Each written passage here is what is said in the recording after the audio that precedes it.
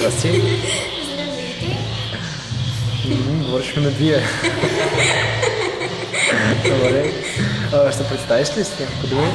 Казвам се Разица, на 15 години съм. Родилата в Шумен съм. Да кажем танците какво си? Да, разбира се. С какви танци се занимаваш, първо ми кажи? С хип-хоп танци. Как се казва групата ти? CRC.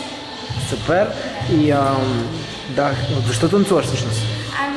За мен танците са нещо ново, скоро почнах да се занимавам, много ми харесва. За сега съм начин да разпусна хоби и да почувствам музиката в себе си. Страхотно. И какви са най-важните качества за един танцор според тебе? Първо да упорит, да не се отказва никога, да слуша музиката, с която се занимава. Това е важно. Да е упорит най-вече.